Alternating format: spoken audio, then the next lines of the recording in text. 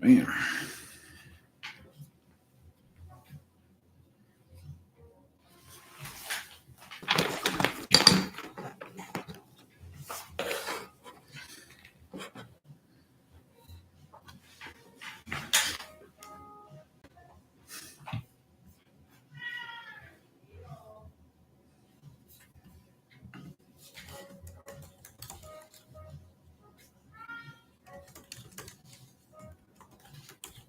Good day, Toby. How are you?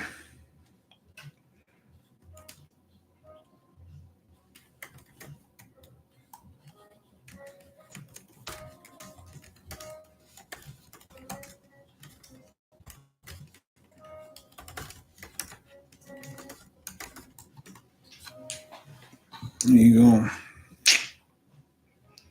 Appreciate that. If you have any questions, just put it up. This is an AMA, man. I'm just hanging out. I got some time on a Friday afternoon. I figured I would come and chat with you and see what's up. So if anybody has any questions, go ahead. If not, I'm just going to start looking at comments that I've received over the last little while, and I'm going to start responding to those. So let me see here.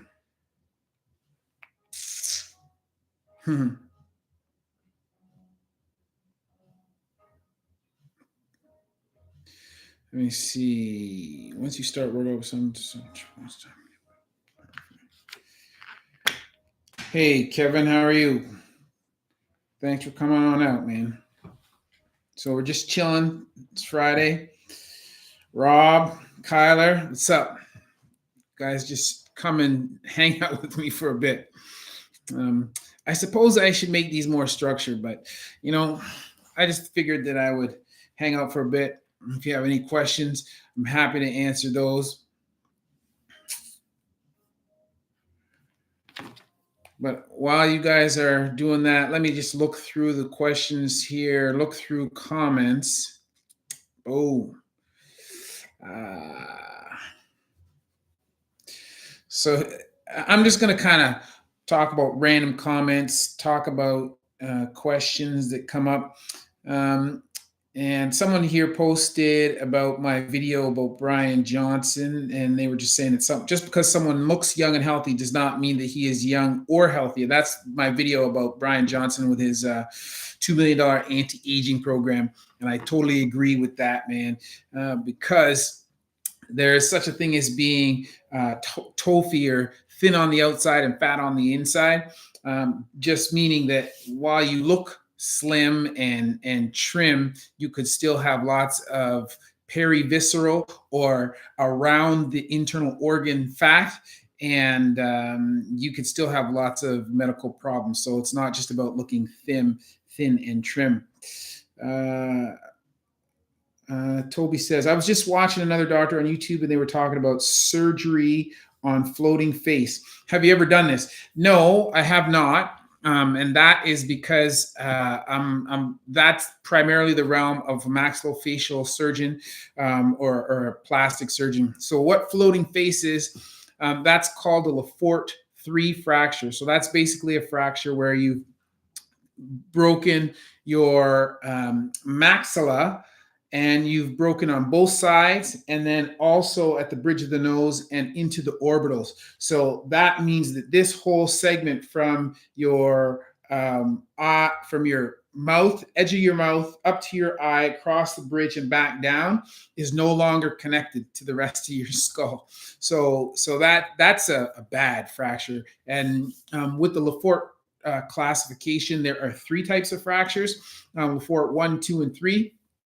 And 3 being the worst. And yes, that is a floating face. That's bad news. You have to fix the maxilla on both sides. You have to fix the fractures into the orbitals, and then you have to fix across the nasal bridge here. So that's a lot of surgery, and that's a bad fracture. And it takes a lot of high energy in order for you to get that type of fracture. So I'm glad I don't do that. And I'm glad there are people that do, but that's not something that I do. What is the situation about vaccination for tuberculosis in Canada? Something we should think about. Well, so from in Canada, as part of the DPTP, which is diphtheria, tuberculosis, DPTP, pertussis, and there's one other thing that's in there that escapes me at the moment. Generally speaking, most people have um, some kind of immunity against that. And TB is not something that we've seen here that frequently. We see it in other countries, and certainly people who come here. And actually, now that I think about it, I'm not sure that we actually do get that, because I don't think the DPTP is actually TB. I just think that because we've not had exposure to it, we don't generally see it. Because now that I think about it, when we do, everybody has to do, if they're going into the hospital, they have to do a TB skin test to see if they've been exposed. And often people who come from other countries, they get a positive reaction because they have been either exposed or they've had a vaccine to it. Whereas Canadians, we don't. So I know presently there's the measles outbreak, and then I also just did a video about the Congo mystery illness. And prior to that, there was the monkeypox virus. So those are the things that are kind of relevant there, here now. I haven't heard that much about TB recently, so I'm not sure that that's something that we actively need to be vaccinated for. But should there be an outbreak, then that may be something that certainly we want to that people want to consider on a case-by-case basis, depending on what is your proximity to populations where it might be present in higher amounts. So, and that would be like, if you are around sort of more indigent population, homeless people, that kind of stuff. So, I don't think that's something that needs to be widespread, but I think that should be something that is determined on a case-by-case basis. What usually causes intercostal tear, and how long is the healing time?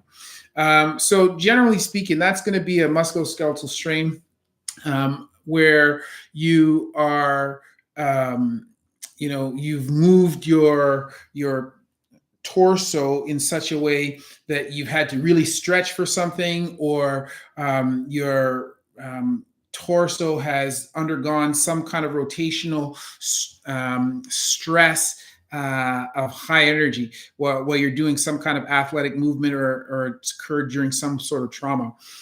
Generally speaking, those kinds of things usually take about 6 to 8 weeks to heal.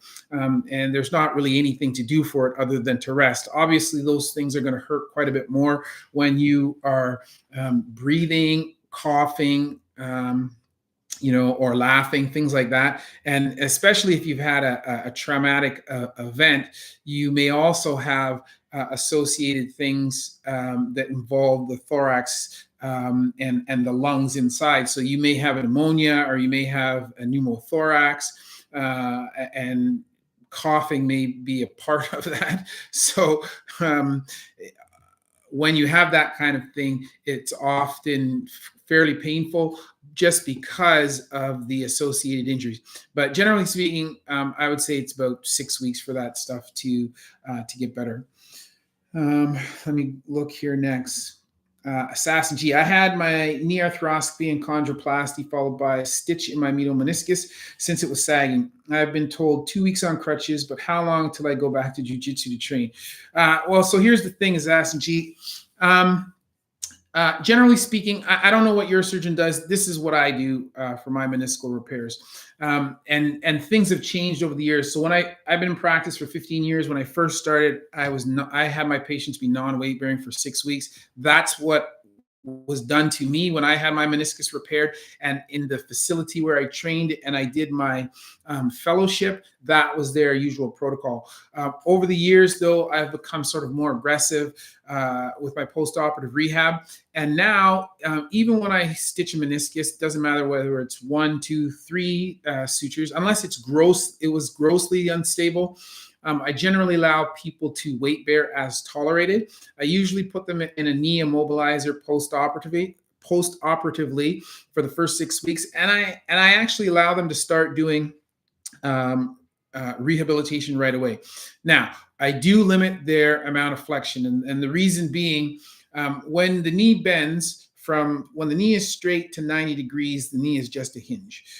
But beyond 90 degrees, there is a hinge with a bit of slide, and that creates, so for the meniscus, when you repair it, up to 90 degrees, it's really just a compression force on that meniscus.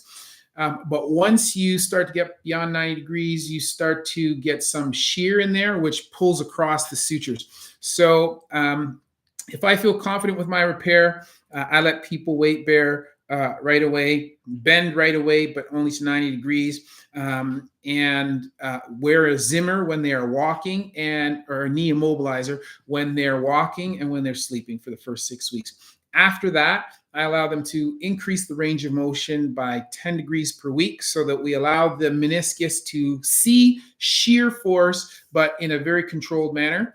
And so usually it takes them about, from the time of surgery, it takes them about 12 weeks to get their full range of motion. And once they have their full range of motion unweighted, then we go back to 90 degrees and we start to allow them to do their range of motion 10 degrees per week, but with weight.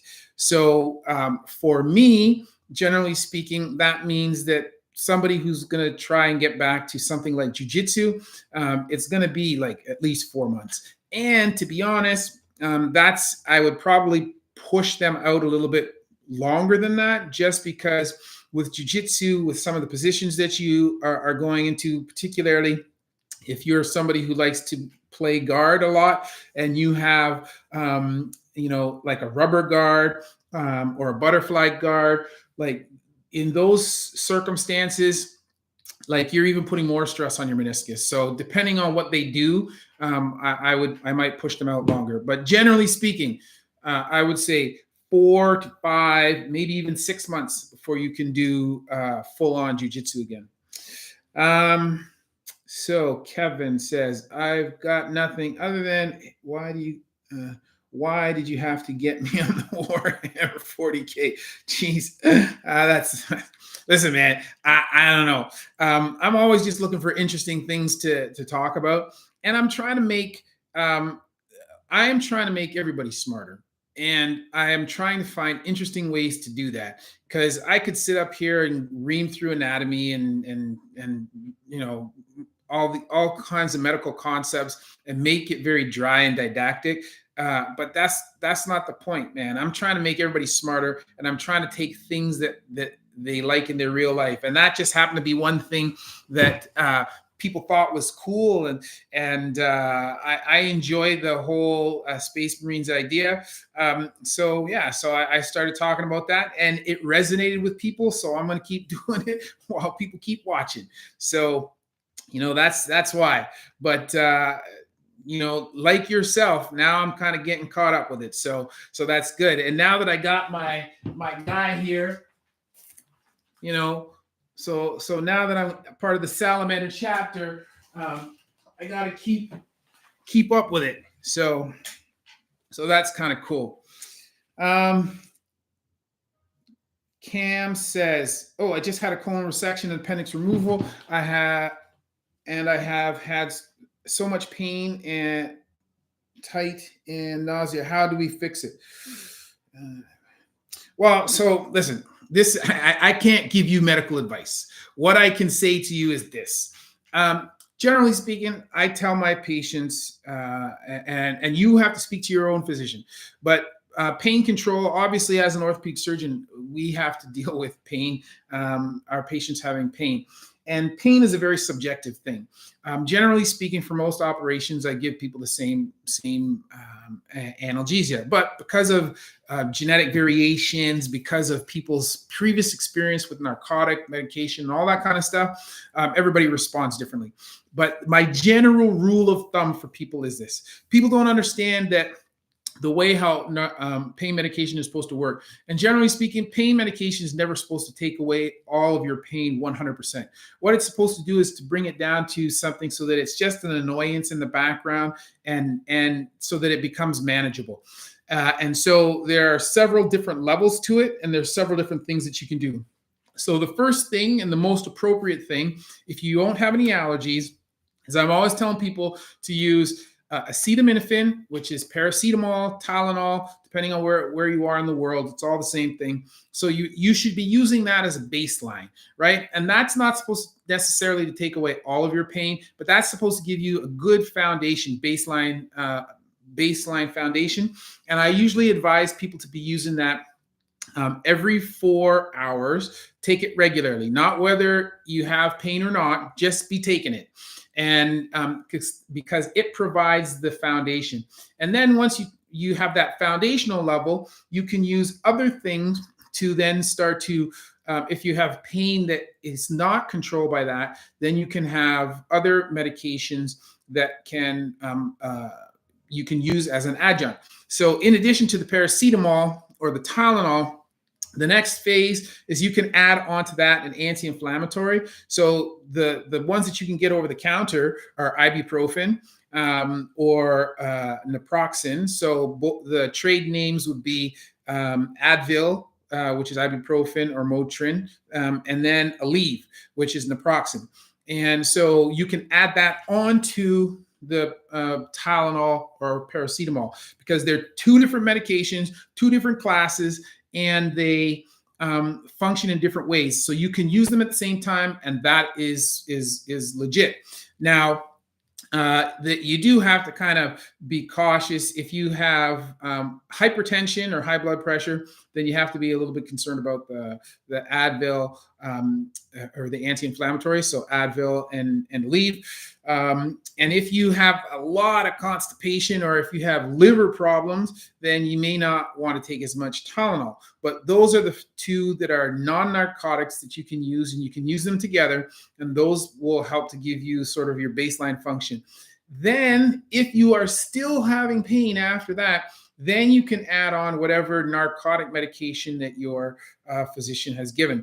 And I try not to give too much narcotics. I'm very aware of the opiate epidemic, so I try not to do that very much. But some of the stuff that we do in orthopedics really hurts, so I end up prescribing people our narcotic analgesics. And I try to give people pretty low stuff. So when I first was in training, we used to use a lot of codeine, Tylenol 3s. But I find that a lot of stuff that I do is more painful than that really can cover.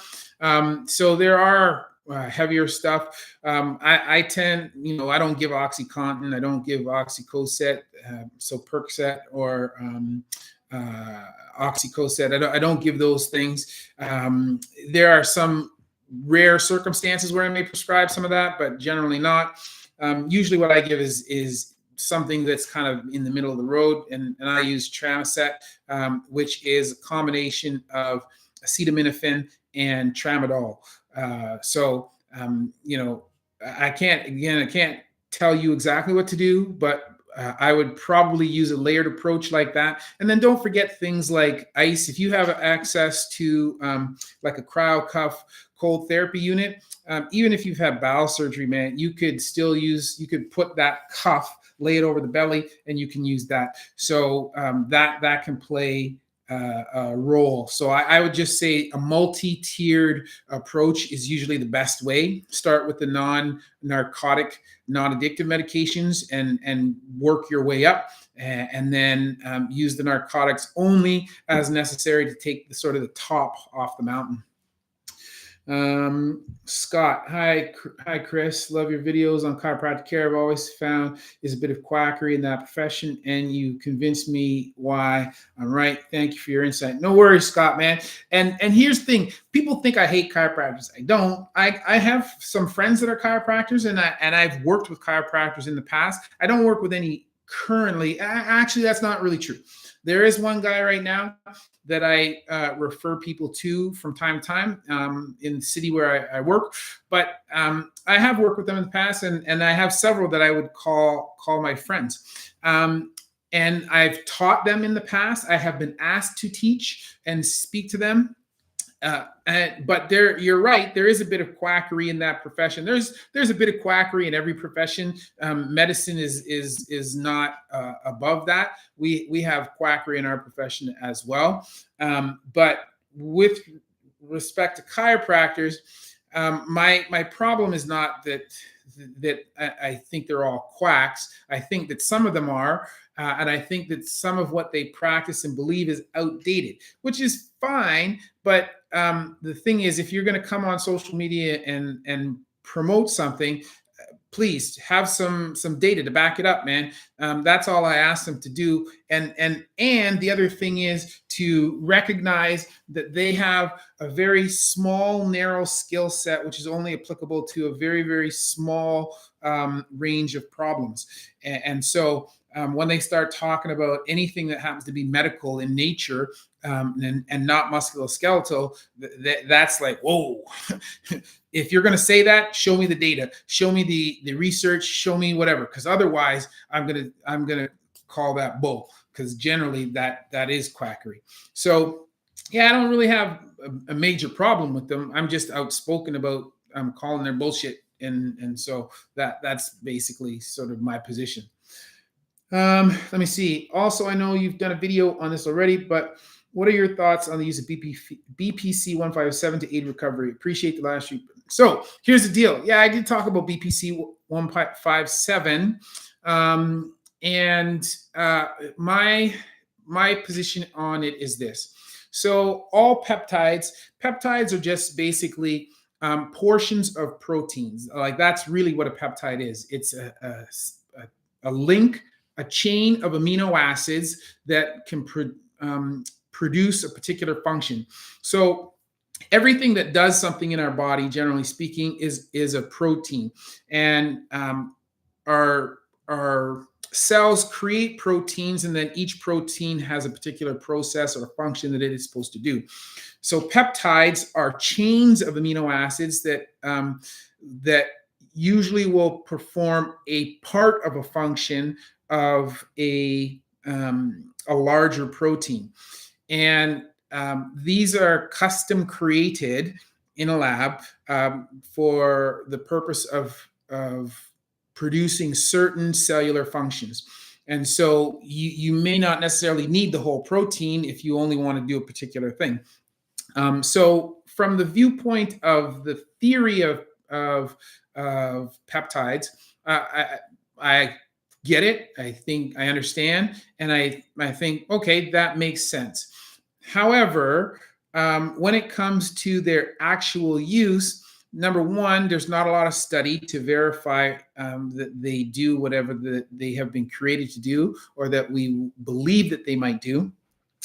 And number two, because you've created a peptide, well, in the body, a protein might have one or more active parts. In other words, one or more parts of the protein that perform certain roles. But the remainder of the protein isn't just there for no reason. It's there for other reasons, some of which might be to protect that active site as it makes its way through the body, or in the environment in which it's supposed to be used. And because of that, once you break it down into a peptide and it's just an active site, you may lose some of that other function. And so unless we have really good clinical studies, in vitro studies, meaning in this case, because they're supposed to be in humans, unless we have good studies where we're using them in humans and then we're able to trace their function, meaning that we deliver them and then we can measure the changes that are supposed to happen, then we really can't say for sure that they're doing anything that we think they are, and also that they're not doing any harm. So I don't really have a problem with people using peptides, and I don't have a problem and I'm not here to say that they are not worthy or worthwhile to use. What I am here to say is that it's not as easy as just creating a link of amino acids and putting them together hoping to create an action. It's because you also have to consider all of the other things that I talked about. So what's the purpose of the other parts that are missing that are around it? What are they supposed to be doing? And without those parts there, does the actual peptide do what we expect or think that it will do? So that's what I would say about that. I recently, although I've done videos on it, I've never really had people talk to me about it until recently. I had a couple patients who started asking me about BPC 1x7 and whether I thought it would help with their recovery. And in each of the cases, I said to them, I don't know actually if it will hurt or harm your recovery, or help or harm your recovery. So it's a bit of an experimentation. And then, having said that, even if they took something and it did something, we always have to remember that the placebo effect is at least 30% effective. 30%. So if you took a pill and only had water in it and you thought it was going to do something, in 30% of the cases you would have a positive response. So we have to remember that the placebo effect is also quite effective. So until you have good studies on human guinea pigs, it's hard to know. So I think it's experimental, and until there's good evidence that it makes a difference, I can't promote it. Sorry, but please have Devin Laird again. Oh my God, yeah, everybody loves Devin, and I knew of Devin long before I had him on, but I had never met him until we started chatting on Instagram, and I really enjoyed having him here. I am not a small person. I'm not huge, but I'm not small. I'm 6'2" and I'm 200 something pounds. And I felt very small compared to Devin. Again, like I said this in the video, my hands, like in the hospital, the largest glove size is size 9. And that's what I wear for surgical gloves, size 9. Most of the people don't wear those gloves. And my hands looked infantile compared to his. It's just incredible. So I think that he's just he's a great ambassador for the sport of arm wrestling, and he's just an interesting guy. And the thing that I think is most interesting is knowing what he used to do and the role that he played when he was a special forces guy. I just think the people who saw him in that role as an enemy combatant, that was probably the last thing that they were seeing, So every time I think about him arm wrestling, I also think about that in the back of my mind, because that dude will be scary coming through the door. So Zaire on Adventure, just want to say, love your content, love your work and your energy and vids. No worries, man. Thank you very much, and have a great day at work, Zaire. Lightspire, hey, Chris, really miss doing the Human 2.0 workouts on YouTube. Any possibility? Oh, so listen, we're trying to work to create some different content with respect to that, Lightspire. Things during COVID, we had a lot of issues with our business and making sure that everybody's, we were just trying to keep the lights on during COVID, especially when we had government mandated shutdowns and that kind of stuff. And I have a staff at that facility of about 10 people that I was trying to keep employed and keep fed during that time. So we couldn't really pay people as much as we wanted to during that time. And some people were unhappy with that. And unfortunately, Dan and Emma, who are both great coaches, both of them were a little bit unhappy about that, even though there were lots of businesses around us that closed their doors, man. So they didn't want to continue doing that. And they asked that their content be removed. So even though we had literally paid for that content, out of respect for them, we took that off. And so we would really like to reproduce that and recreate that. But right now we're just kind of focusing on growing the business again and getting it going after COVID. And then once we're kind of up to speed, then we'll plan to do that and bring that back. And actually, we were hoping before all of that happened that we would be able to expand that content and then sort of do a subscription-based service, kind of along the lines of what Apple Fitness does or Lululemon, their kind of thing. So we wanted to do something like that for Human 2.0. It's still there in the back of my mind.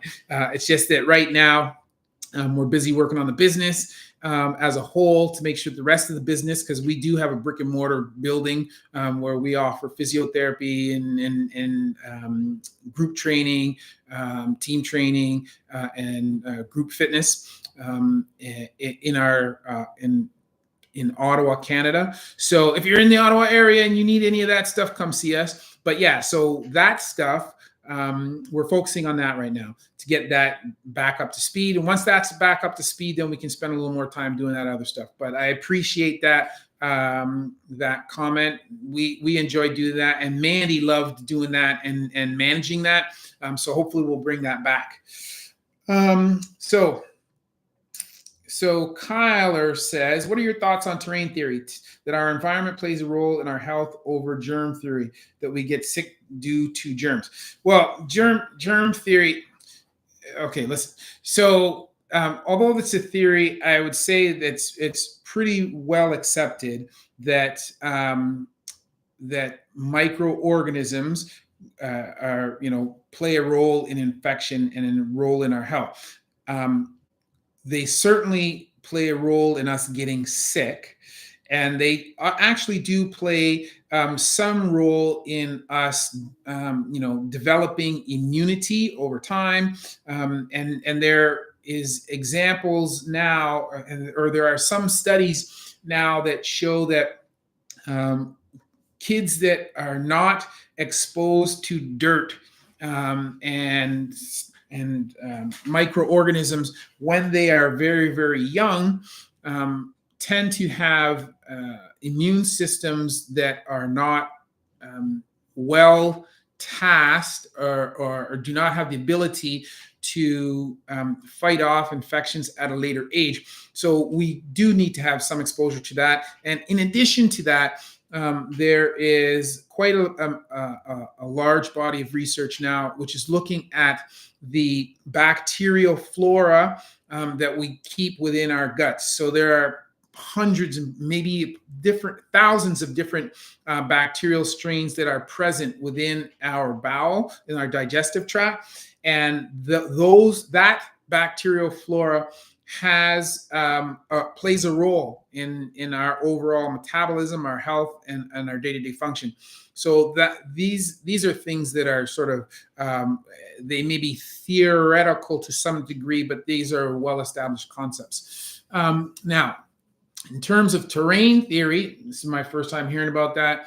I don't know specifically about that, but I will say that there is probably some degree of interrelation between how the organisms function on a day-to-day basis, the human organisms function, and the environment around them.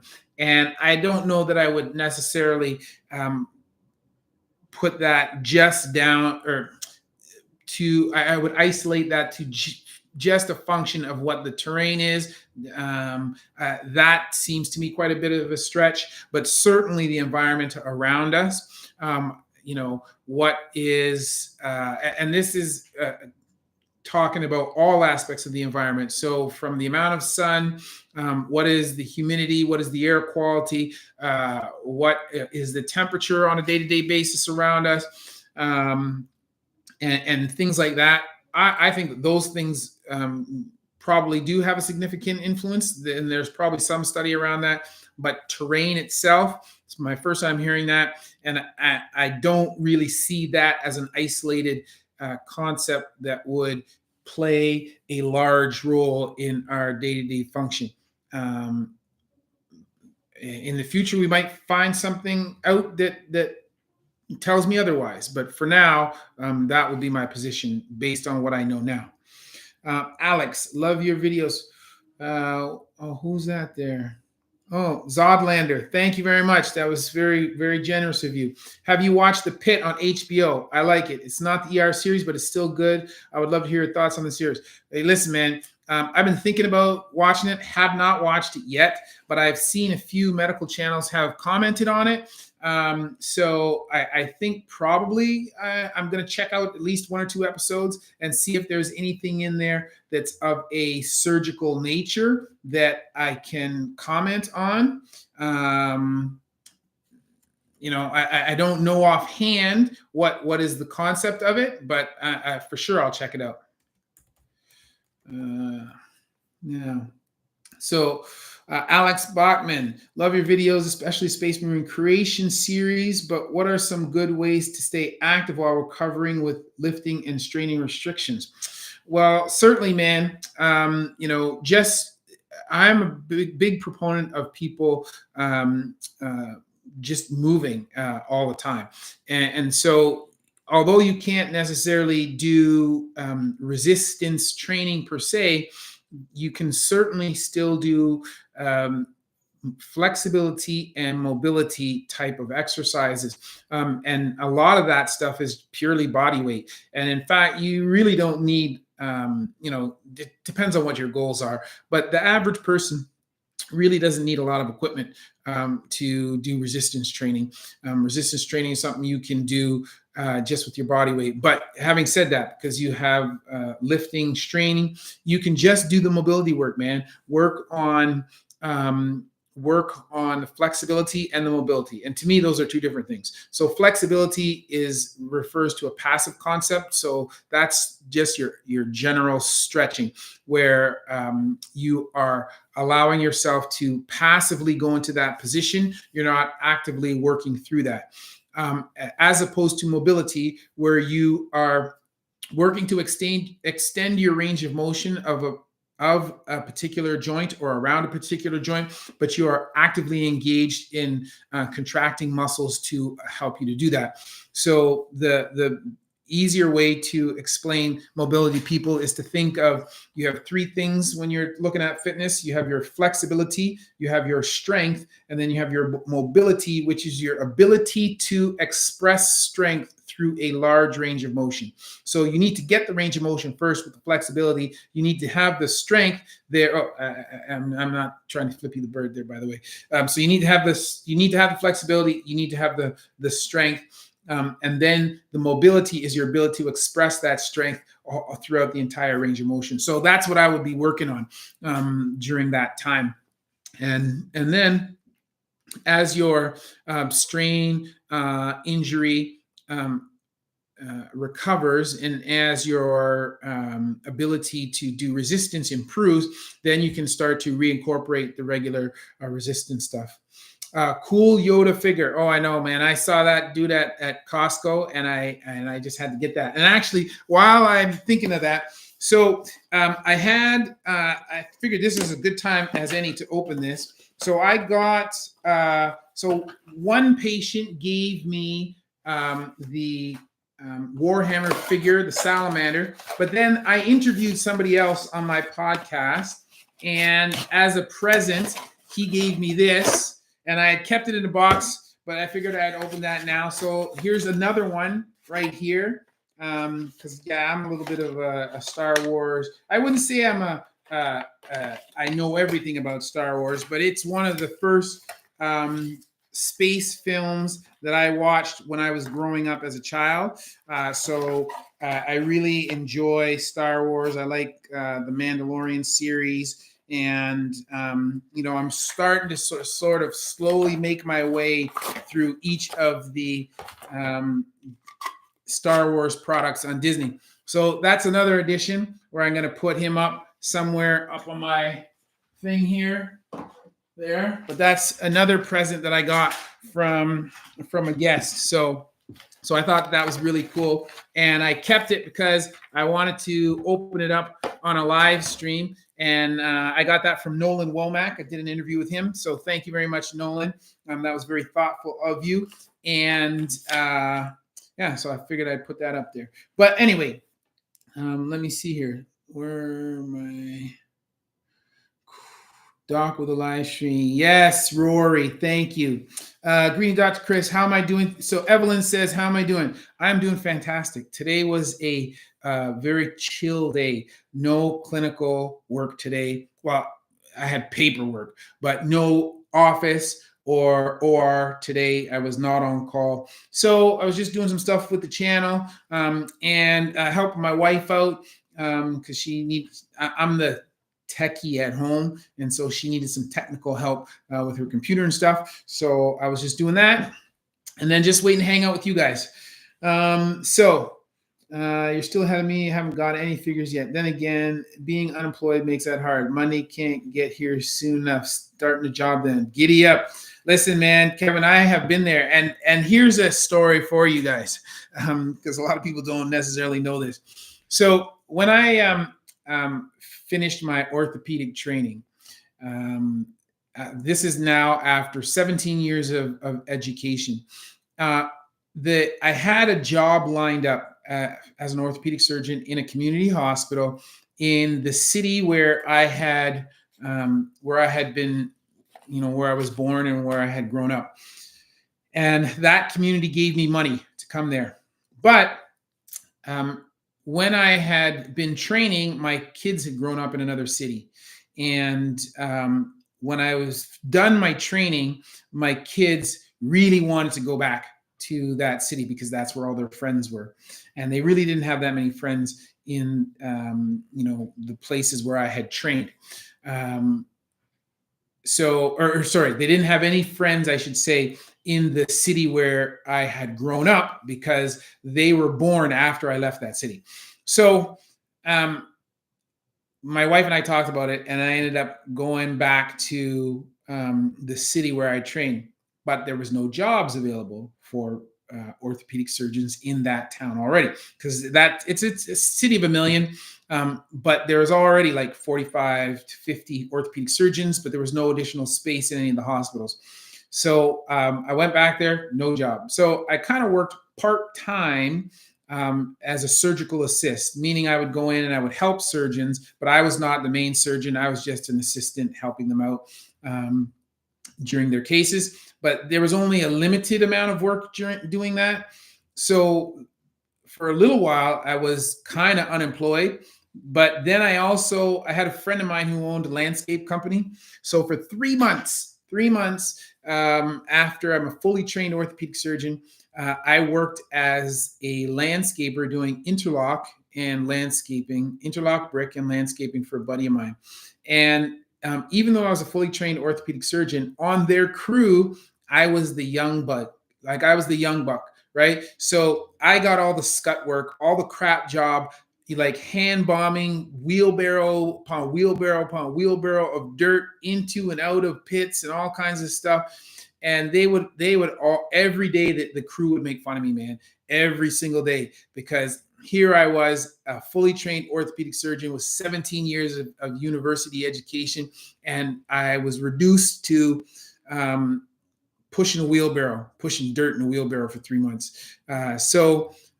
Man, I get it. I've been there. And fortunately, it didn't last that long. And things seem to have worked out in the end. But I actually smile when I think about that story because I think about where things have been and where I have come from. And the other thing that I like about that is it reminds me, man, no matter how big you think you've gotten, it doesn't mean anything, man, because you could always, all of that could be gone tomorrow, right? So I could be working in a pit again tomorrow. So I am grateful for every day that I have where I'm living the life that I'm living and doing what I'm doing, and all the experiences that I've had in the past that have led me to this point. As difficult as some of them have been, I am grateful for them because if I didn't have those things, I wouldn't be sitting here chilling with you guys chatting on Friday afternoon. So I think that's pretty cool. So do a review of the show Pit. Okay, well, that's two people that have asked me about the Pit here already. So, man, if I see one more comment on there about the Pit, then for sure I'm going to have to do that. Let me see here. Where am I? Okay. So Toby, I had a outbreak of gout in my shoulder, and even though I'm on medication to reduce uric acid levels, can you explain how gout attacks occur? Sure. So gout is a condition that it usually affects small joints, so usually fingers and toes. Occasionally, it does large joints, shoulders and knees, but not frequently. Usually, it's the smaller joints, and it's extremely painful. And gout is the term that describes the condition where uric acid crystals precipitate out. So normally the uric acid is dissolved in the plasma in the bloodstream. So it's dissolved and it's in liquid form and it goes through your bloodstream and then it's excreted out through your kidneys. That's what usually happens. But sometimes when you have when either you're dehydrated, so the amount of water in your plasma kind of decreases, or the water content in your body decreases. If you become dehydrated, then the amount of uric acid or the percentage of uric acid in your plasma goes up. And there's a certain point at which the concentration is so high that the crystals no longer are dissolved in fluid, and then they start to precipitate out. So actually go from liquid form to solid form crystals into your bloodstream. And if you look at uric acid crystals under the microscope, they're like super sharp, tiny razor blades. So just imagine you have your uric acid level is high, and that could be because of either consuming a lot of meat, one of the breakdown products of which is uric acid, or if you've been dehydrated, or if your kidney function is altered for some reason and you're not able to excrete out all of the uric acid, it can precipitate out into your bloodstream.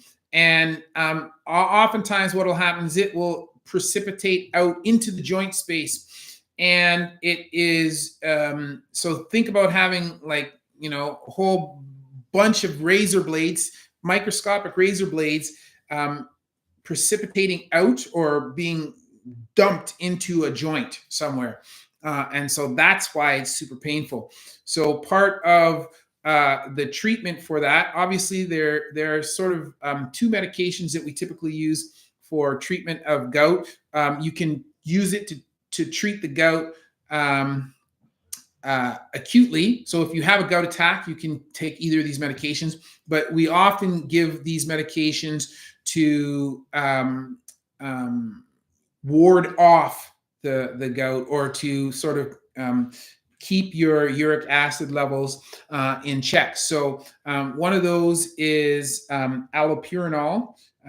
That's one medication that we use. And the other one, I'm drawing a blank right now. I can't remember the name right now. Oh, colchicine. So you can use allopurinol or you can use colchicine. And generally speaking, if the typical dose for colchicine is 0.3 milligrams. So if you have an acute attack, generally we'll give two doses, 0.3, 0.3. So for 0.6 milligrams in total. You don't give them all straight, although I've seen that done too, but usually you give a 0.3 milligram dose, and then a couple hours later you give another 0.3 milligram. And then after that, you treat on a day-to-day basis with 0.3 milligrams daily, and that is a prophylactic dose, which holds off the gout. And allopurinol, I don't remember what the dose is offhand, but again, it's something that you take on a daily basis. Now, some people don't take it daily, and they only take it prophylactically when they know they're going to be going out. So if they're going out for a big surf and turf dinner or something, they're going to be eating a lot of meat, then they may take some in advance. And actually, my mother, I know that she has had gout before, and she doesn't take it regularly, but if she's going to be eating a lot of meat when she goes out, then she'll take it just before she does that, to monitor or to moderate her uric acid level. But that's basically what gout is. And to avoid it, you got to generally reduce your uric acid, or reduce the uric acid level in your plasma and your bloodstream. So decrease meat consumption, decrease shellfish consumption. You need to make sure that you're keeping yourself well hydrated. So drink lots of water. And when I say hydrated, that doesn't include soda, pop, as we call in Canada, or soda, as you call in the United States, doesn't count. Coffee doesn't count. Tea doesn't count. Milk doesn't count. Water, lots of water, to keep yourself hydrated. And yeah, that's how I would sort of control it. Let me see. Poseidon says, I developed allergic asthma right after finishing my PhD in immunology. Go figure, man. Is this a sign from a skepulus to pursue a different path? No, man. That's hilarious. And that's irony for you. But, it is what it is, man. It is what it is. But I love that. Evelyn, I use turmeric, pinch of black pepper, Cylon, cinnamon, garlic, lemon, and organic raw honey for my pain. Listen, if it works for you. There are probably lots of old remedies that have some utility in treating pain or treating other problems. The problem is we just haven't gotten around to studying what the active ingredients in those things are. And when you think about the medications that we take today, most of the medications that we commonly take are based on some kind of home remedy. It's just that we have taken the time to isolate the active component. So, when people had pain in the past, they would drink willow bark tea, right? And that's how they would treat their pain. But the active ingredient in that is acetylsalicylic acid, ASA, or aspirin. And all ASA is the active ingredient from willow bark that has been extracted out of the willow bark and put into a pill form, so that you don't have to go through the process of making the tea, or you don't need to have exposure to all of the other things that are in that willow bark, that some of which might have no effect, most of which probably have no effect, and some of which may have negative effects on some other system. So that when medications that we use are generally stuff that has been derived from some kind of natural remedy that has been studied, so that we know what the active component is, and then we've extracted that so that we can deliver just that in a predictable amount. Because like if you took willow bark tea, how much ASA is in there? Unless you are assessing that with chromatography or some other process, you're not going to know that. So it's a way of getting predictable amount of medication or an active ingredient for a particular problem. So, but yeah, if that works for you, carry on. I've not heard that combination before, but you do what works, man. I'd like your thoughts about being 6 years post-meniscus surgery, and my knee has never been the same. It's starting back in a workout routine, and it is limiting my progress. Well, it depends, man. All meniscus injuries are not the same. So was it a partial meniscectomy? Did you have a meniscus repair? If it was a meniscus repair, what type of tear was it? Was it a horizontal tear, a complex tear? All of these things matter, right? And in addition to that, was there associated chondropathy, or in other words, loss of cartilage that was present at the time of repair? And what is your overall alignment? Are your legs straight? Are you knock-kneed? Are you bow-legged? Like, all of these things matter. And assuming that it was sort of a straightforward tear, there was no cartilage loss, you have neutral alignment, and the repair went well and healed well, then there's additional factors. Did you get full extension and range of motion or flexion back after your initial surgery? So was your rehab complete? Did you have the symmetrical muscle mass on the operative side? Did you rehab it back fully to match the non-operative side afterwards? You know, all of these things play a role in what are your symptoms like. And I would venture to guess that I would venture to guess that you probably have some deficits after the surgery that have not been corrected when you compare side to side, right? And so that's talking about muscle bulk, muscle strength, range of motion, the most important of which is full extension. So, and if you want more information on what things you should be looking for after or as part of your rehab, please go check out Human 2.0 Fitness on YouTube here. That's, that's the logo. That's our business. And I have several videos on there about how I rehabbed myself after my own surgery. So I have several videos on that. What I tell patients about their rehab post-surgery, exercises that I prescribe them, and how you should be able to determine, how your rehab is progressing and whether you have rehabbed appropriately. So if you check that out, I'm sure you'll have I'm sure you'll find that there's probably some deficits that still remain. And if you don't get the information there, then just reach out to us on that channel, and we'll get back to you, providing some more information. But you should go there because I have information that can specifically address that. Barack Wakesa says, right pleural thickening.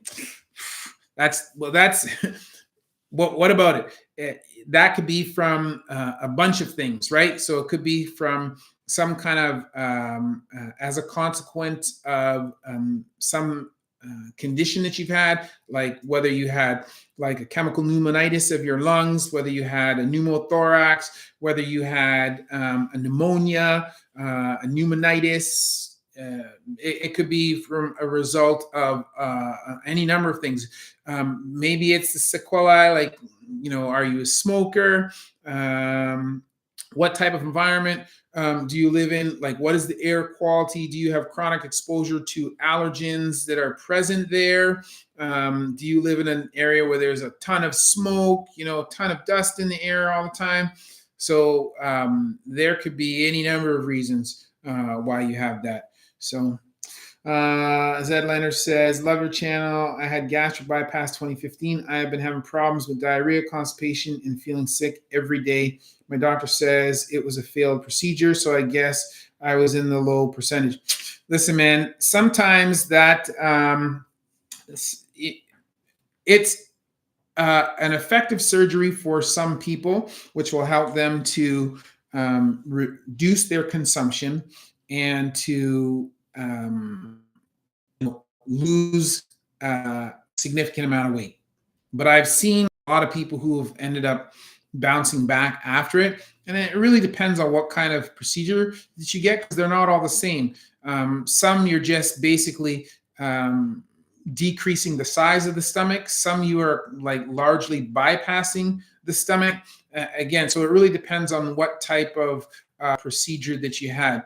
But you're having problems with diarrhea and constipation. So potentially you could be having issues with constipation and then overflow diarrhea around that, because generally speaking, you have hard stool, which is in the digestive tract, which is not transiting very quickly. And then as you eat stuff, some liquid stool, which has not yet hardened or formed down in the lower intestine, kind of goes by that. And it transits very quickly. So like you're having both kinds of problems.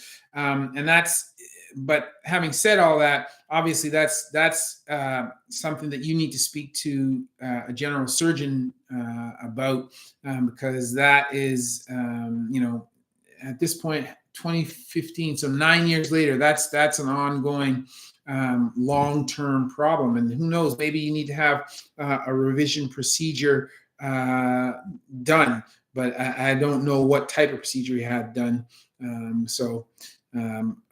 More like yeah, you're gonna have to speak to a general surgeon for sure, and I wish you good luck with that. The name Slugs, haven't seen you in so long. Listen, bro, I've been here every week, man. So I'm not sure where you've been, but glad to have you back, and you know where to find me. I'm here every week, and I now have. I'm trying to increase the amount of content that I'm putting out. So you guys may have noticed that I'm now trying to put out a couple shorts a week. My plan is to do one of these live streams, at least one a month. And then I'm also putting the podcast. I had a separate podcast channel, but my YouTube rep has now convinced me to put them on this channel to supplement my my long form content. So that's what I'm trying to do. So I'm trying to put out a couple pieces of content each week. So yeah, you guys, you know where to find me. I'm here a couple times a week, every week, and I'm really hoping to grow the channel. Things have been slow recently because since we've been playing around with the content that we've been doing, both in terms of the podcast. I have been, not gonna lie, I've been trying to, I want to give you guys things of value, but I also want to give things that I think, I want to speak in a way that I think is cognizant, aware of what is going on in the world around me. So trying to give a little bit of deeper meaning to what we're doing. And that's resonated with some people, others not so much. But, you know, I'm trying to not just be the guy who talks about people getting smashed. So I'm trying to be a little bit more responsible. I want people to be smarter, but I also want to be responsible. So we're trying to give you more content, but also have a little bit of variety. So we really appreciate, myself and the team, we really appreciate your support. And thank you very much. And that's it. You can't be assisted. I don't know what that was about. Good seeing you live. No, thanks, David. I appreciate that. Antidepressant. So Pet Brett says antidepressant patch is available in Canada. Maybe. I don't know about that. It's been a long time since I have prescribed any of those to any patient. Is there a way to get them if they're only available in the US? I guess it really depends on where you are. So I happen to live where I live in Ottawa. I'm about 45 minutes to an hour away from the border. And the city where I work, so I live in a different city than where I work. The city where I work, Cornwall, is right across the border. So I literally could leave work, drive across the border, pick something up, and come back. So potentially, if you live close to the border, that's an option. You could drive across and fulfill the prescription in an American pharmacy. But to be honest, I'm sure like a lot of these things now with the internet, you could probably get that from somewhere, another country where they may sell these things without a prescription to people. So, you know, you may check Mexico or in Europe, and you may be able to get some of these things without a prescription and not necessarily have to get them through a doctor here in Canada. So that would be how I would try. But the thing is, number one, what antidepressant? Do you know the dosing? And are you trying to do something as a patch to replace what you're taking orally, or are you self-medicating and self-dosing? So I don't recommend that.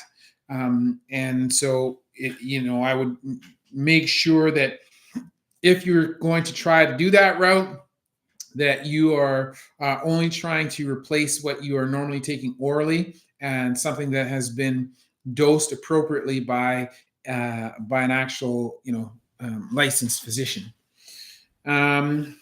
So Dorothy Ruby Red says, I have been traveling in Thailand for the past 2 years and have been amazed at how affordable the medical care is and how available the doctors are. The wait times are immediate or less than a week. Well, listen, man, I don't know what they're doing over there compared to what we're doing here, but that sounds fantastic. What I can tell you is, in Canada, which is where I am, our wait times are long, and we have a universal healthcare system, so everybody gets treated. But the downside of that is that means that there are larger wait times than in other places. So, for example, say the United States, and in the United States, wait times are relatively short, but then you have this tiered healthcare system where if you don't have health insurance, it's difficult for you to get care, the appropriate care that you need. And the people who have money are able to get it and get it quickly. So that is fine if you want to go that route as a society. But what I often challenge people from the United States when they talk about their system compared to ours is to look at, well, what is the cost? So the people who don't have healthcare coverage, when they get sick, usually they're really sick by the time they get there because they've neglected themselves for many, many years or for a long period of time prior to that point, because they didn't have any money to pay for sort of maintenance healthcare or healthcare when their problem was a minor problem. So if you compare that to a system where, yeah, everybody gets care, but we're better able to manage people and hopefully prevent them from getting to the point at which their health care becomes really serious. Because if you look at a hospital and look at the people in the hospital, I would say probably 80% of the money that is spent in a hospital is consumed by 20% of the population, because the people who have chronic illness, the people who have really severe illness, those people are really expensive to look after. And if you are never seeing those people until they really get in extreme state, then that probably is going to be a more expensive way to deliver healthcare than it is to give it to everybody and manage them the whole time.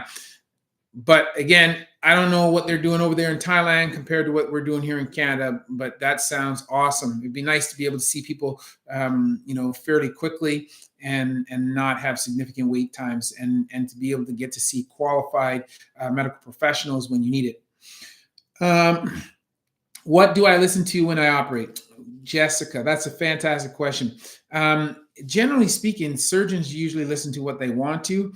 At my hospital, for whatever reason, the surgeons don't control the music. It's the freaking anesthetist. It drives me insane, man.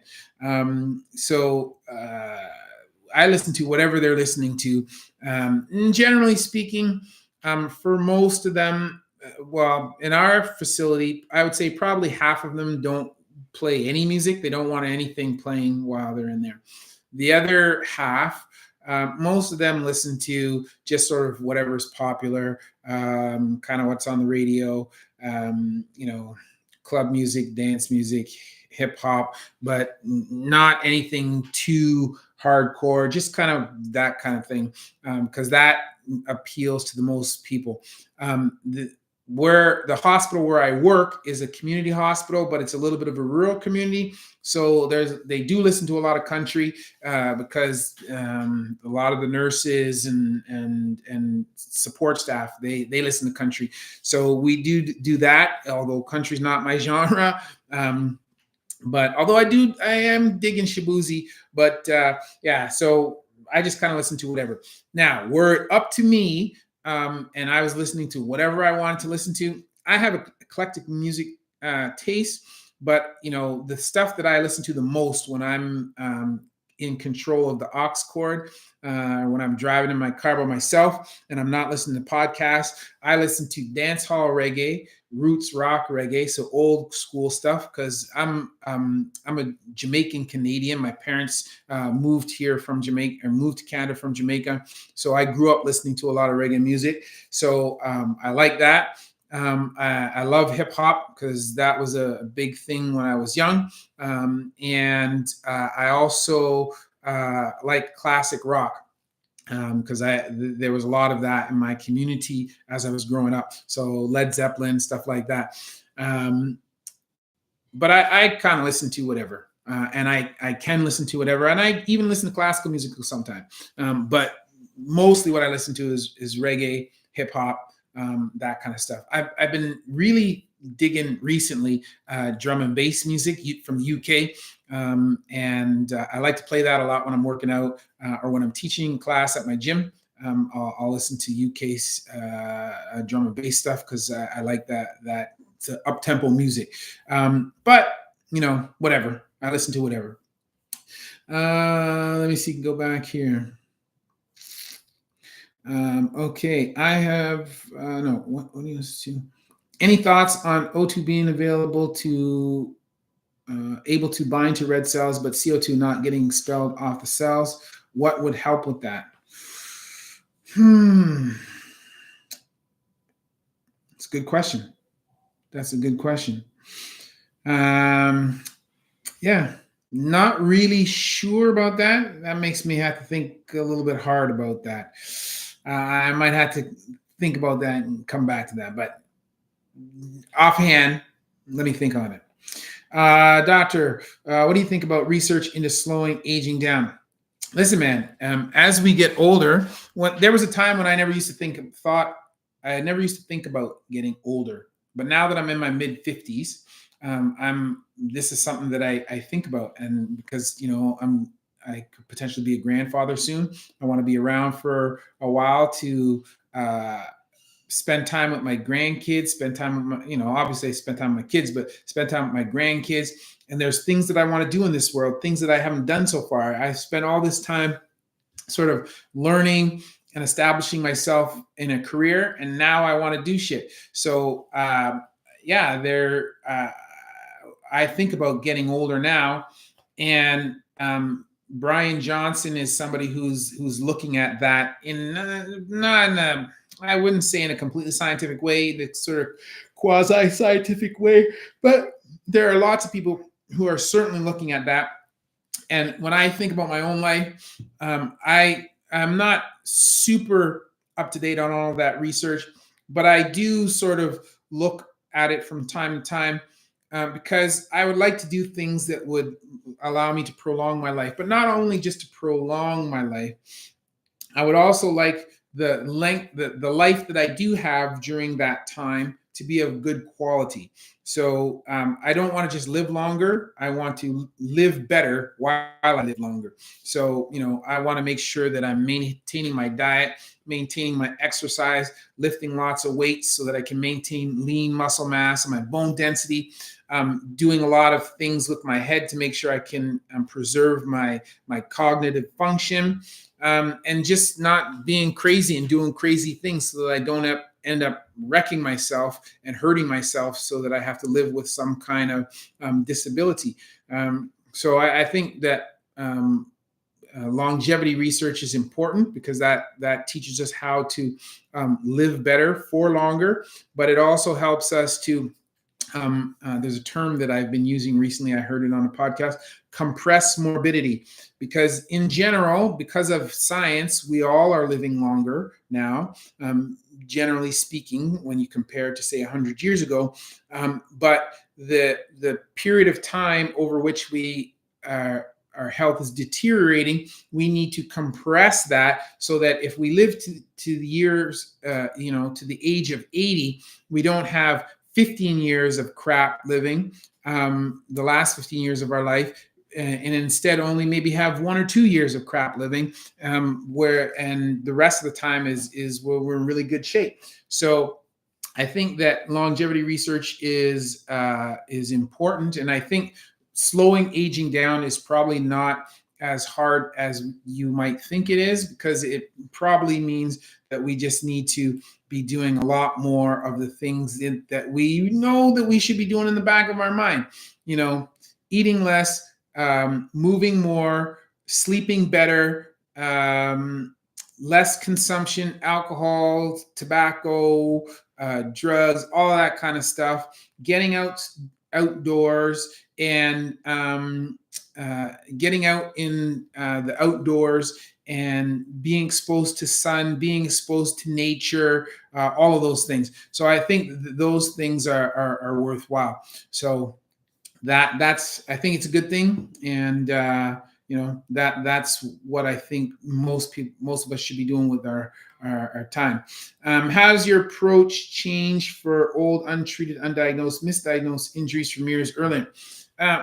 Well, so when you have an old injury that was not treated or misdiagnosed or missed or whatever, you may have developed either scar tissue or muscle contractures that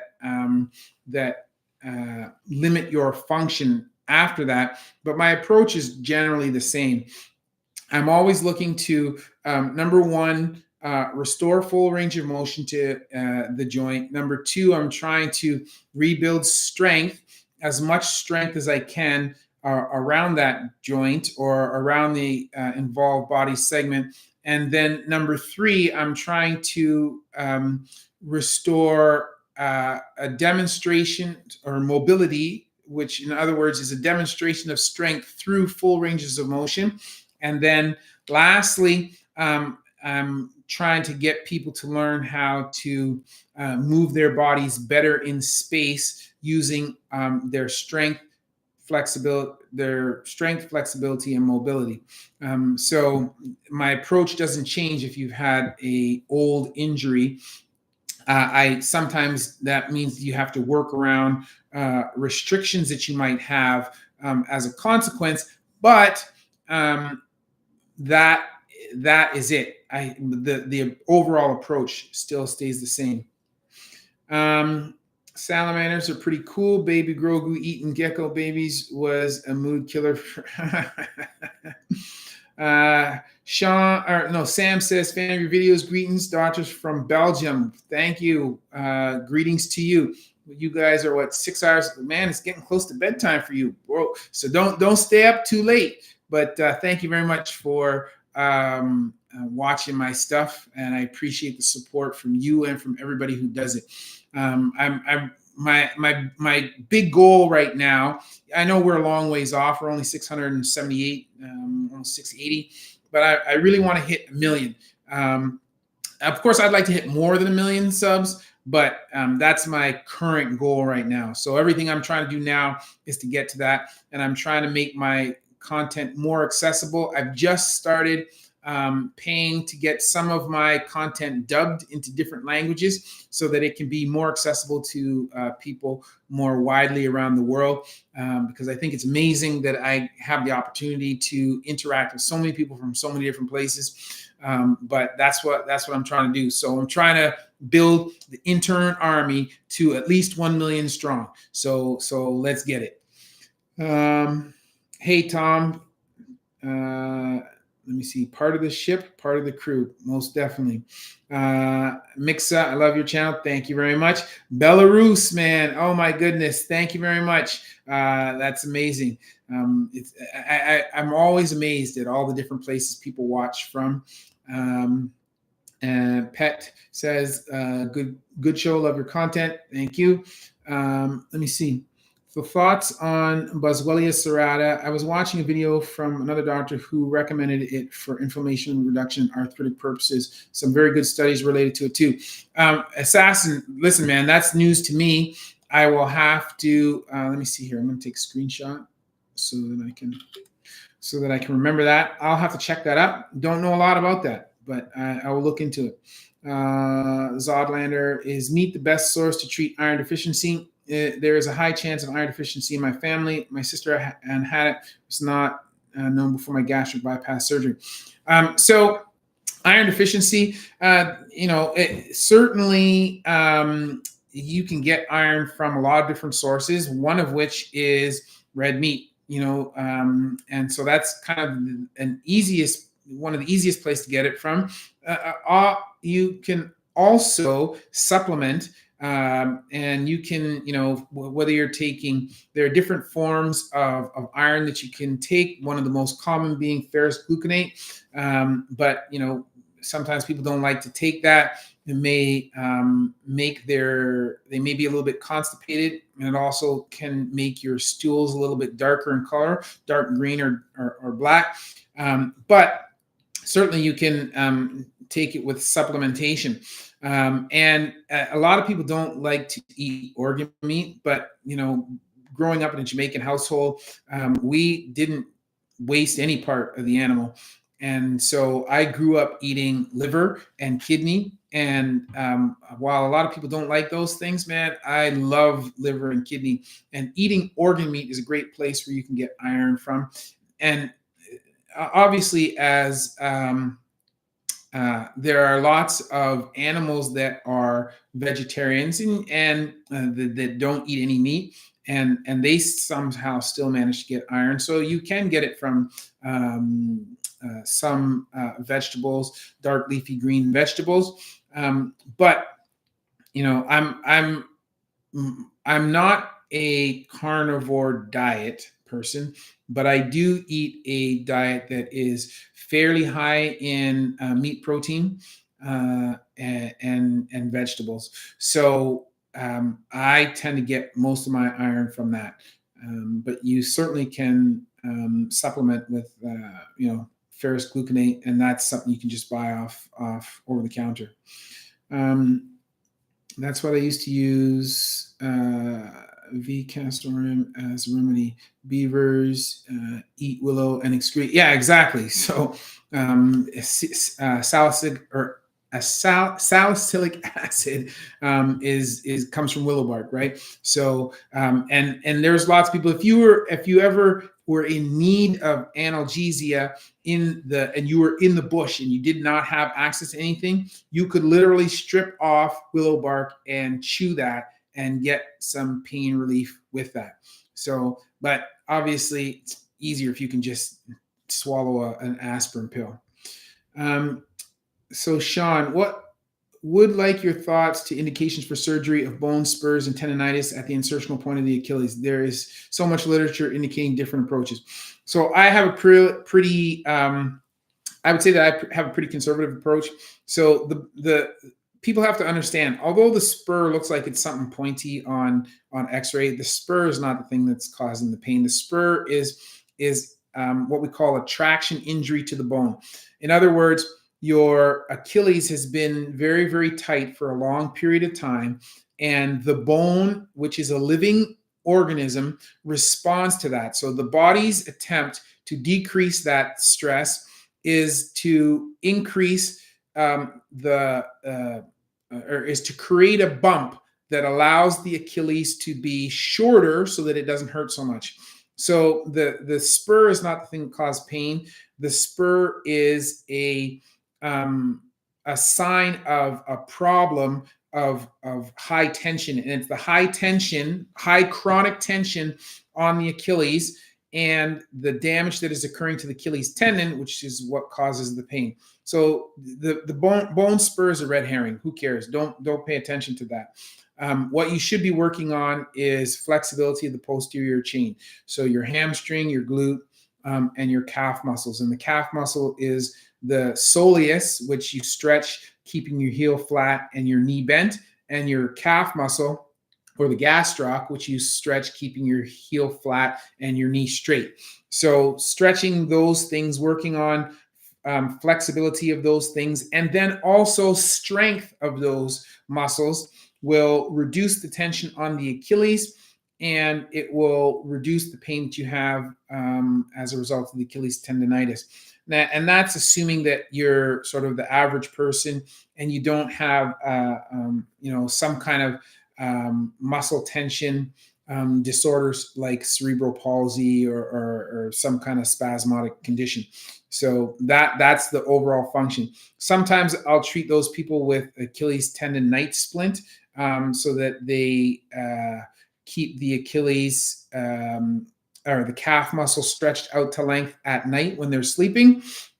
And in some recalcitrant or non-responsive cases, I'll actually use a nitro patch. So the same nitro patch that people use when they have angina It's an off-label use, but you can put a nitro patch on at night when you're sleeping, and that will help to reduce the tension in that area. It doesn't work for everybody, and sometimes it will give you headaches, but it's a treatment that I will use for that. And in some rare cases, I will actually operate on the Achilles tendonitis, and I will debride the tendon. So I'll lift the tendon off, clean out the degenerative portions. I'll shave down the bone, and then I'll reattach the Achilles with suture anchors. But that's not my preferred approach. That's kind of a last resort if they failed all the non-operative measures. So that's generally my approach to it. But I would first start with stretching and that, and the night splinting if required, and then go to potentially a nitro patch as well. P.S. You were one of the most engaging channels on YouTube. I don't know about that, but thank you very much, Sean. That was very kind of you to say that. I'm trying to get better and trying to be engaging with you guys and trying to create content that is both educational and fun. So it's a learning process. Every day I think I get better at it, but some days are better than the others. I appreciate the support you guys give me. What are some of the best treatment options for sternoclavicular joint disorders? Wow, this is something we don't treat very often. It doesn't occur very frequently. Sometimes it can happen as a result of trauma. So for people who don't know, sternoclavicular joint right here, where your clavicles meet the sternum, and you can have instability for a number of reasons. And again, we don't normally do something with that. Usually we just, in the acute phase, when people are having pain, we treat them with anti-inflammatories, and we just manage their pain. And then if they still have instability and pain after that, or their pain does not get better, treating just with the anti-inflammatories and rest or activity modification. In some rare circumstances, we'll actually do surgery.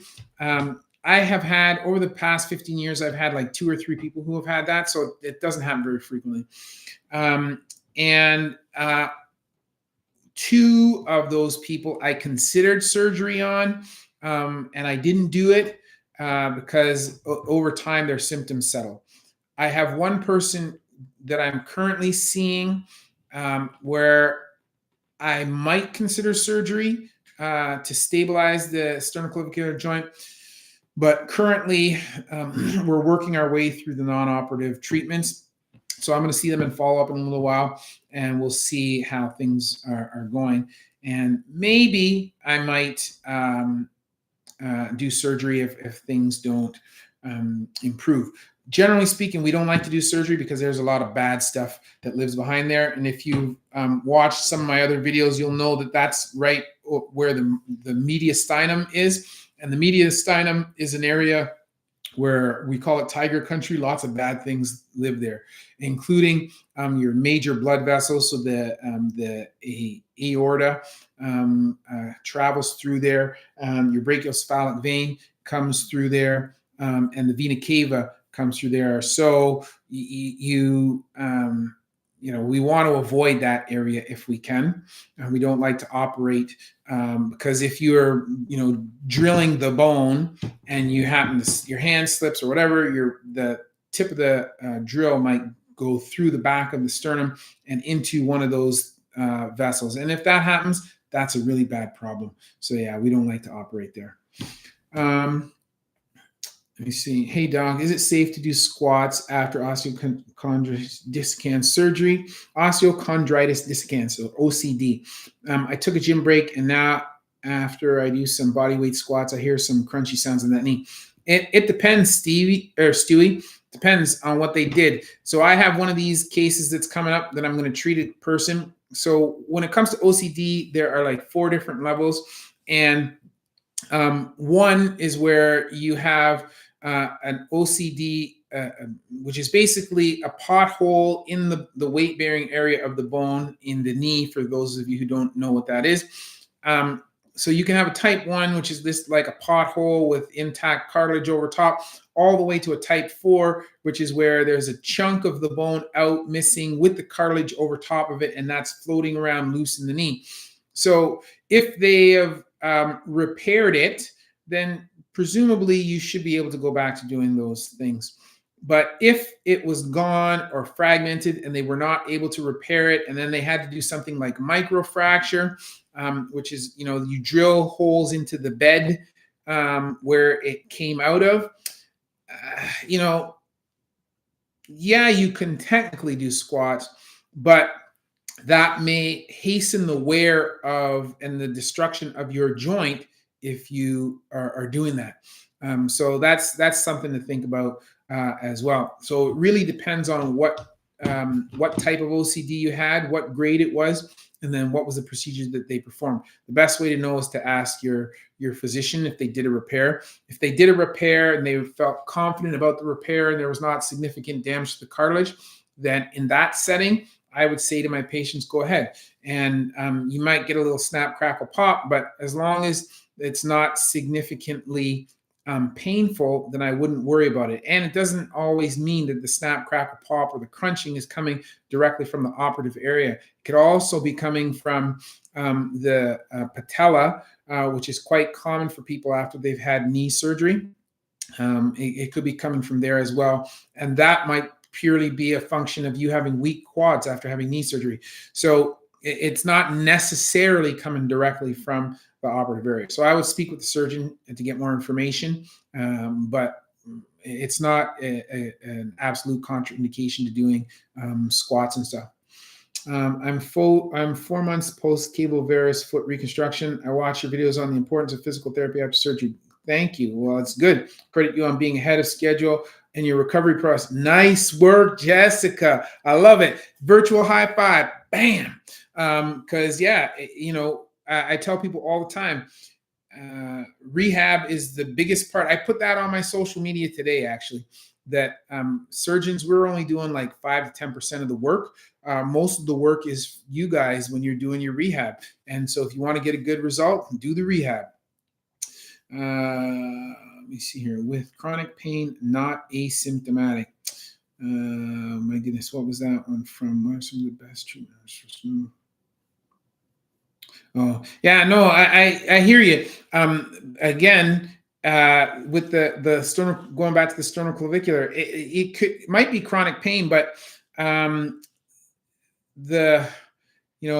we still try to do all those things, the non-operative stuff.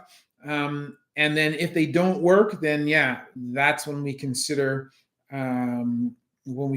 surgery. And there's not any well-established surgery for sternoclavicular fusion, because that's generally what I would be doing, either a sternoclavicular stabilization with suture anchors, or I would be doing a sternoclavicular fusion with screws or some kind of rigid fixation. So probably if you're somebody who has chronic pain and the non-operative measures have failed, that's probably what I would be doing. But it's hard to find somebody that will do that. A thoracic surgeon might do it. Or you might have, or a sports medicine physician might do it, but I don't think a general surgeon would touch that. So that is probably the next option for you. Love the meniscus talk and vids. My surgery yesterday was to add a suture in the medial for the sagging, as it was giving me pain at full bend of the knee and chondroplasty. Fast full recovery on the cards. Well, I'll keep my fingers crossed for you, Assassin G, man. I wouldn't say it's fast. And don't try to, here's the thing, don't try and shortcut it. There are some things in recovery that you can certainly expedite. But generally speaking, biology is not one of them. Mother Nature takes as long as she takes. And sometimes you just got to wait for things to heal before you start loading them and start doing stuff. So don't be in too much of a rush, man. Oh my goodness, Sweden. Okay, Zodlander, I love it. We have a long wait times too, but the medics are good when we eventually get to them. Yeah, so this is the nature, man. If everybody has access to care, sometimes you got to wait. But here's the thing: people often say that our Canadian system is shit because it's universal and we have long wait times. But yet, American hospitals, American institutions love our Canadian graduates. Why? Because we see a lot of volume. We do a lot of stuff in our training. We are very well trained. We have similar sort of culture and expectations as they do in the United States. We're very well trained, and we're used to not, relatively speaking, compared to them, we're used to making not a lot of money. So they love us. When you compare the medical systems, many of the people who are offering medical care in the United States are actually Canadians. So people should keep that in mind. Let me see. I'm gonna just do a couple more here, and then we're gonna call it quits. It's been great talking to you guys. Doctor, I have aortic stenosis, and I am afraid to go back to the doctor, and it's getting worse. I'm afraid something bad is going to happen, especially since I live alone. Listen, go sniper, man. I will tell you, do not mess around with that. Aortic stenosis is no joke. So it will cause you a whole host of other problems if you do not get that treated. So that is not my expertise, but I can tell you I've seen more than a few patients that have that problem. And then in addition to that, they have orthopedic issues that I have to operate on, but it is made like orders of magnitude more difficult because they have that condition. So do not let that condition get worse, and please heed my plea for you to go and get that checked out. I understand that it might be scary for you to do that, and you're worried, but it's better to go now, get it checked, and get it treated appropriately, rather than for you to have something where you can't recover from. So yeah, that's what I would say. Good afternoon from Chicago. Oh my goodness, the Windy City. Got here late. No worries. My doc charges $300 per appointment to chat. Oh, listen, it's funny. I get paid $84 Canadian for a consultation when I see a patient. And usually my consultations last 30 minutes. So I suppose that's 160 Canadian an hour, but really that's like $100, a little more than $100 American for an hour's worth of consultation. I had somebody reach out to ask me some questions from the United States. It was a business guy, and I didn't know what to charge him because it's not on our fee schedule, so I could charge what I wanted. So I just charged him $250 Canadian for that, and I spent about an hour talking to this guy. And afterwards, he was ecstatic because he said that I was so cheap. What I had given him, I had given him so much information, and I had did it for dirt cheap. It made me reconsider after that. Think to myself, if I'm going to do that again, I'm going to charge more, because he paid that in a heartbeat, and it was super cheap, 250 Canadian. What is that? Like I would say that's less than $200 American. So. Anyway, good morning, Fairy Penwings. Where are you coming from? I guess you are. Good morning. You must be somewhere in Europe there. So good morning to you. Okay, let me see. I'm going to do one more here, and then I'm going to call it an evening, because that's been an hour and 38 minutes. Let me jump down here. Hudson Massey, hey, just want to let you know that my sophomore year of high school, I found your vids and began watching nonstop. 9 years, it's been 9 years later. It's 9 years now. Holy crap. And I just was this is the one to finish on right here, bro. This is it. So let me repeat. Hey, Dr. Chris, just want to let you know that my sophomore year of high school, I found your vids and began watching nonstop. 9 years later, and I just was accepted into medical school. There we go. That's what I'm talking about. Thank you very much. Thank you for your amazing videos and inspire new generations of doctors worldwide. That's the intern army right there. Listen, I could not have finished on a better note. That is the shit right there.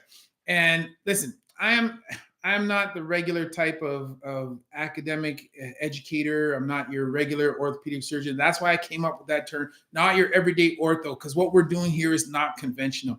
But I am so stoked that you would be inspired by what I was doing, and that you would later on go on to enter the field of medicine. Like, that is the shit right there. That is why I'm doing what I'm doing. Perfect note to end on. Hey, everybody, thank you very much for spending the evening with me. As always, that's been a word from Dr. Chris, not your everyday ortho, where we see one, do one, teach one, y'all. Good night, good morning. Thank you very much, everybody. We're going to do this again in 1 month. Be there or be square.